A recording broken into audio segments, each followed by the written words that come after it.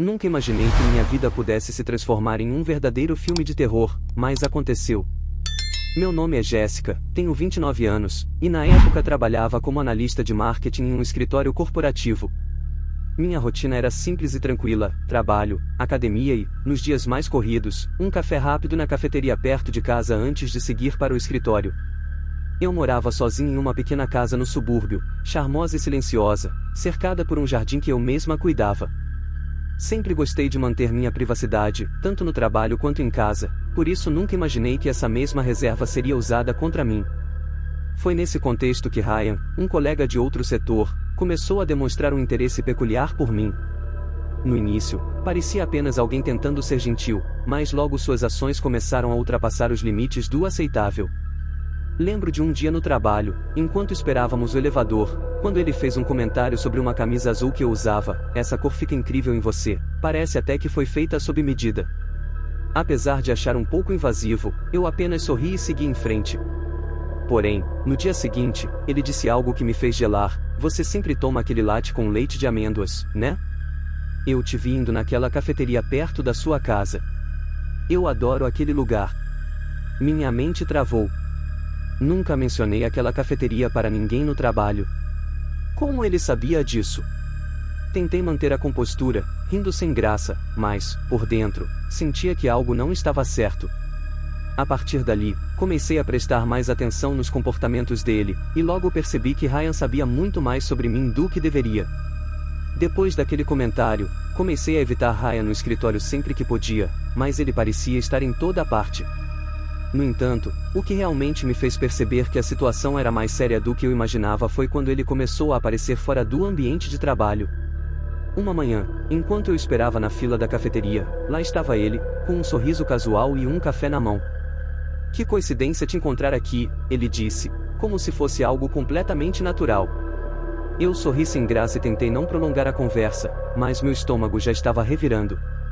Algumas noites depois, enquanto voltava da academia, vi um carro parado na esquina da minha rua. Ao passar, reconheci o contorno de Ryan atrás do volante. Ele estava olhando diretamente para a minha casa. Não tive coragem de parar.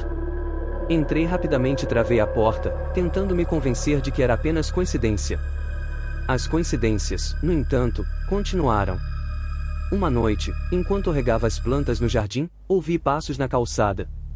Quando olhei, lá estava ele novamente, do outro lado da rua, parado sob a luz fraca de um poste. Ele não disse nada, apenas ficou lá, observando. A sensação de estar sendo observada começou a me perseguir mesmo dentro de casa. Comecei a trancar todas as portas e janelas, algo que nunca precisei fazer antes, já que meu bairro sempre foi tranquilo. Mas nenhuma fechadura parecia suficiente para afastar o medo crescente. Foi quando recebi a primeira mensagem que o terror realmente começou: "Você tem um jardim lindo. Deve ser bom cuidar dele à noite, sozinha." Meu coração parou. Ele estava me observando e queria que eu soubesse. Depois daquela mensagem, minha rotina virou um pesadelo constante. Cada barulho à noite parecia suspeito, cada sombra no jardim me fazia pensar no pior. Decidi ligar para uma amiga e contar o que estava acontecendo. Sua reação foi imediata: "Jéssica, isso é sério. Você precisa chamar a polícia." No fundo, eu sabia que ela tinha razão, mas ainda hesitava, como se denunciar Ryan fosse uma forma de piorar tudo. No trabalho, procurei o RH para relatar o comportamento dele. Eles ouviram com atenção, mas apenas disseram que investigariam a situação.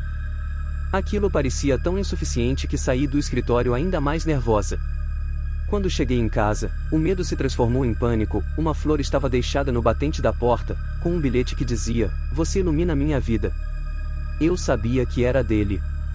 Tranquei a porta e imediatamente tentei me convencer de que estava segura ali dentro. Naquela noite, tentei me distrair com um filme, mas não conseguia relaxar. Por volta da meia-noite, ouvi um barulho vindo do lado de fora, algo entre passos e o som de galhos sendo pisados. Peguei meu celular, me aproximando da janela com cautela. Quando olhei, vi uma figura se movendo lentamente pelo meu quintal. O coração disparou. Tentei ligar para a polícia, mas minhas mãos tremiam tanto que levei segundos preciosos para conseguir discar. Enquanto explicava a situação para o atendente, o barulho ficou mais alto. Alguém estava tentando abrir a porta dos fundos. Peguei uma faca da cozinha e me escondi atrás do sofá, rezando para que a polícia chegasse a tempo. A sensação de vulnerabilidade era esmagadora, como se cada segundo durasse uma eternidade. Enquanto eu esperava, escondida atrás do sofá, ouvi o som de vidro quebrando. Ryan havia encontrado uma forma de entrar pela janela lateral da cozinha. Meu coração parecia que ia explodir.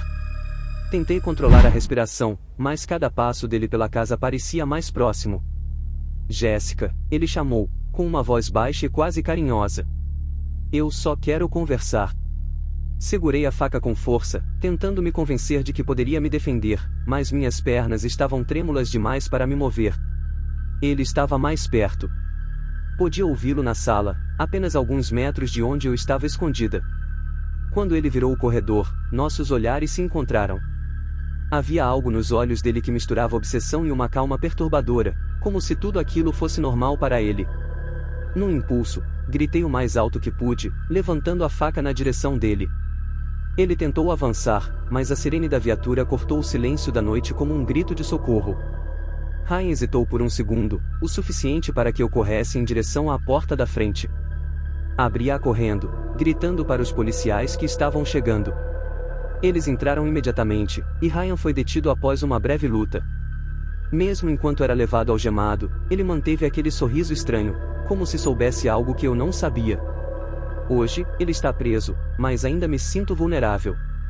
Minha casa, que antes era meu refúgio, agora é apenas um lembrete do que aconteceu. E às vezes, quando a noite está muito silenciosa, ainda acho que ouço passos no jardim.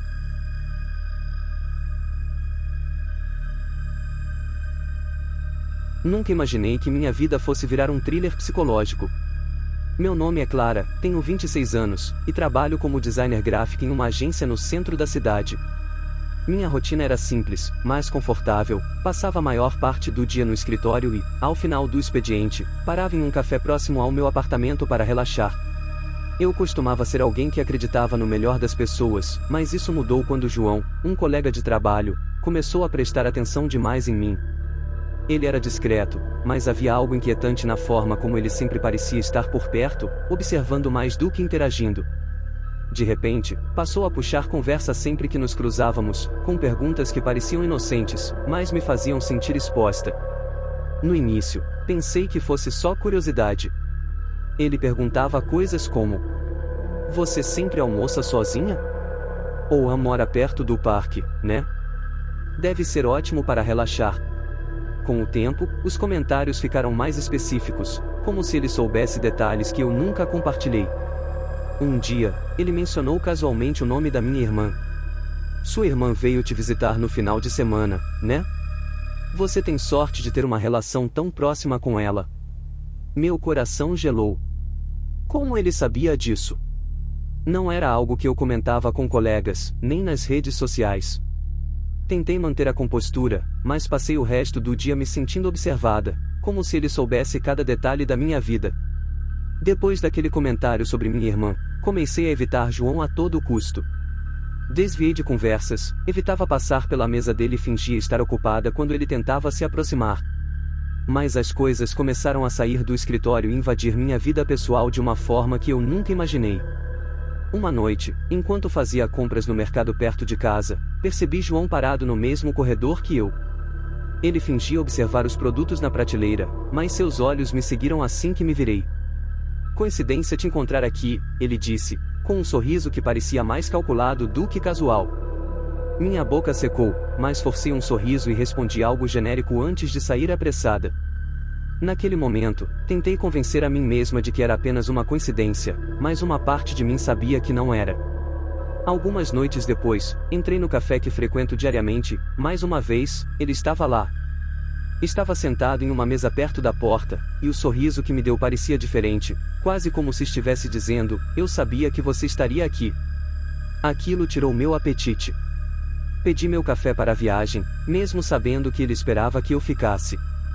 Era como se ele estivesse tentando transformar os espaços que eu considerava seguros em armadilhas psicológicas. A cada encontro, eu sentia como se o controle sobre minha própria vida estivesse escapando por entre os dedos, e o sorriso calmo de João parecia alimentar exatamente essa sensação. A situação ficou insuportável quando, no trabalho, precisei pegar um documento na mesa de João. Ele estava fora para almoçar, e eu esperava encontrar apenas papéis comuns.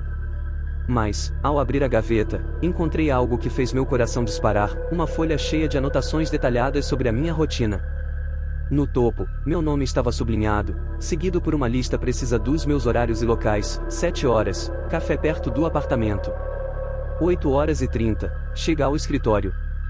18 horas, academia ao lado do mercado. Era assustadoramente específico, como se ele estivesse monitorando cada passo meu. Segurando aquela folha, minha mente girava. Como ele sabia de tudo aquilo? Quanto tempo ele estava me seguindo? Saí da sala apressada, minhas mãos tremendo tanto que quase deixei o papel cair. Ainda em choque, fui direto ao RH e expliquei tudo, as perguntas invasivas, as coincidências estranhas e agora essa lista perturbadora. Minha voz tremia enquanto relatava tudo, mas a resposta que recebi foi decepcionante. Vamos investigar e tomar as medidas cabíveis, disseram, com um tom tão despreocupado que meu pânico aumentou ainda mais. Eu sabia que não podia contar com eles. Naquela noite, ao voltar para casa, travei todas as portas e fechei as janelas, mas a sensação de estar sendo observada não me abandonava. Por volta das 22 horas, meu celular vibrou com uma mensagem de um número desconhecido: "Você ficou linda com aquela blusa azul hoje." Meu estômago revirou. Era a mesma roupa que eu tinha usado no trabalho. As mensagens não pararam. Nos dias seguintes, cada texto que chegava era mais perturbador que o anterior. Ele descrevia coisas que só alguém me observando de perto poderia saber: o que eu comprei no mercado, a música que estava ouvindo na academia, e até detalhes de uma conversa que tive com uma amiga pelo telefone enquanto estava no café. Mas o pior veio em uma foto. Era uma imagem minha, tirada do lado de fora do café, claramente sem que eu percebesse. Eu estava olhando para o celular, completamente alheia ao fato de que estava sendo fotografada. Foi o suficiente para me empurrar à ação. Peguei todos os registros, as mensagens, a foto e a lista que encontrei na gaveta, e fui à delegacia. Quando terminei de explicar o que estava acontecendo, os policiais pareceram levar o caso a sério. Garantiram que iriam emitir uma ordem de restrição imediatamente. Nos dias seguintes, tentei acreditar que a situação estava sob controle. João foi formalmente notificado sobre a restrição, e ele parecia ter desaparecido. Comecei a relaxar, mas apenas um pouco. Continuava trancando portas, evitando os mesmos horários de sempre e olhando por cima do ombro em cada esquina. Na terceira noite, por volta das 2 horas da manhã, acordei com um som que me fez congelar na cama. Era o ruído baixo de uma maçaneta girando, vindo da porta dos fundos. Meu corpo entrou em pânico. Peguei meu celular e, com os dedos trêmulos, disquei para a polícia. Enquanto falava com o atendente, ouvi passos do lado de fora, lentos, como se alguém estivesse circulando ao redor da casa.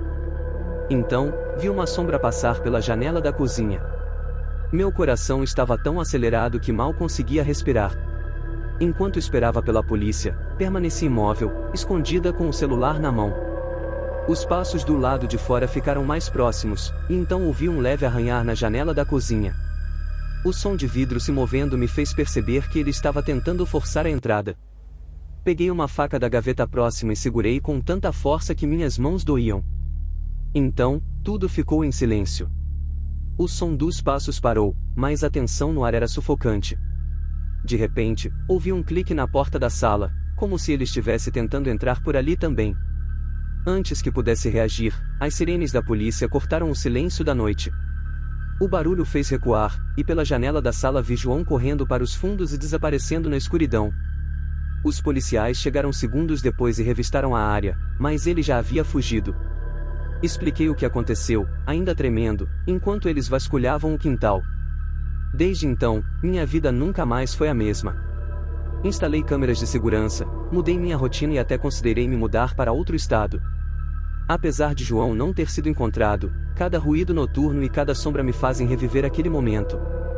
Nunca saberei se ele realmente desistiu, ou se está apenas esperando o momento certo para voltar.